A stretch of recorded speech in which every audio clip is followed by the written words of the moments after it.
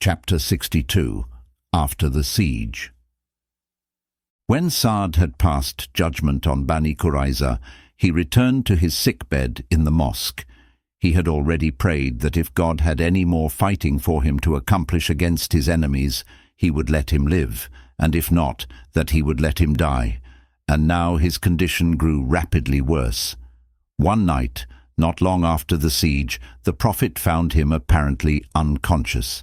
He sat down at his head, gently raised it, and laid it against his breast. Then he prayed, "O Lord, truly Sa'd has striven upon the path, with fullness of faith in your messenger, leaving nothing undone that was his to do. Take then unto yourself his spirit, with the best acceptance with which you take the spirits of your creatures." Sa'd heard the Prophet's voice, and opening his eyes said, "Peace be on you, O messenger of God. I bear witness that you have delivered your message." An hour or two later, after the Prophet had returned home, Gabriel came and told him that Sa'd was dead. When they carried his bier to the cemetery, the bearers were amazed at the lightness of their load, for Sa'd was a heavy man. But when they mentioned this to the Prophet, he said, "I saw the angels carrying him." They set the bier down at the edge of the grave, and he led the funeral prayer, with a multitude of men and women praying behind him. Then, when they lowered the body into the grave, the Prophet's face suddenly turned pale, and he said 3 times, "Subhanallah, glory be to God," an affirmation of God's transcendence, uttered in moments of spiritual gravity or awe. The entire cemetery echoed with the glorifications. After a moment he said, "Allahu Akbar, God is most great." And again the people repeated it. Afterwards, when asked why he had turned pale, the Prophet said, "The grave closed in upon your companion, and he felt a constriction which, if anyone could have escaped it, Sa'd would have escaped." Then God gave him blissful relief. At dawn one day soon after, while the Prophet was in the apartment of Salama, he told her, "Abu Lubaba is forgiven." "May I not give him the good tidings?" she asked. "If you wish," he replied. So she stood at the door of her apartment, which opened into the mosque near the pillar to which Abu Lubaba had bound himself, and she called out, "O Abu Lubaba, rejoice, for God has relented unto you." The men in the mosque surged forward to untie him, but he stopped them, saying, "Not until the messenger of God unties me with his own hands." When the Prophet came by on his way to prayer, he untied him himself. After the prayer, Abu Lubaba came to the Prophet and said he wished to offer expiation for his action. The Prophet accepted 1/3 of his property. The revelation that had announced God's forgiveness had also commanded, "Take alms from their wealth to purify them," referring not only to Abu Lubaba, but to other sincere believers who had admitted their fault and repented.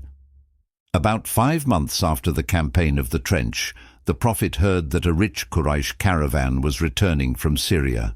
He sent Zayd with a detachment of 170 horsemen to intercept it. They captured the entire merchandise, including much silver that belonged to Safwan, and most of the men. Among those who escaped was Abu al-As, the Prophet's son-in-law. On his way to Mecca, he passed near Medina and was overcome with longing to see his wife Zainab and their daughter Umama. Under cover of night, he entered Medina at great risk and managed to find Zainab's house. She welcomed him in. As dawn approached and Bilal called the prayer, Zainab left Abu al-Az with Umama and went to the mosque. As usual, she stood in the front row of the women, behind the rows of men. The Prophet opened the prayer with Allahu Akbar, and during the pause that followed, Zainab cried out in a strong voice, "O people, I give protection to Abu al-Az, the son of Rabi'ah." Then she entered the prayer. When the Prophet finished and gave salam, he turned to the congregation and said, "Did you hear what I heard?" A murmur of assent filled the mosque. He said, "By him in whose hand is my soul, I knew nothing of this until I heard it. Any Muslim may give protection, and it is binding on all Muslims." He then went to Zainab and said, "Receive him with honor, but let him not come near you as a husband, for you are no longer lawfully his." She explained that Abu al-As was distressed because the goods he had lost belonged to Quraysh merchants who had entrusted him with their property. He was one of Mecca's most trusted men. The Prophet sent word to those who had seized the caravan, "This man is related to us, as you know, and you have taken his property. If you choose to return it to him, it would please me. But if not, it is lawful booty which God has given you." The men agreed to return everything, even old waterskins, small leather bottles, and bits of wood. One of them asked Abu al-As, "Why don't you embrace Islam and take the goods for yourself? They belong to idolaters."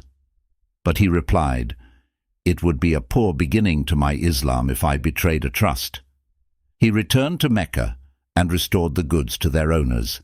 Then he returned to Medina, embraced Islam, and pledged allegiance to the Prophet. Zainab and Abu al-As were reunited, and there was great joy among the Prophet's family and throughout the city.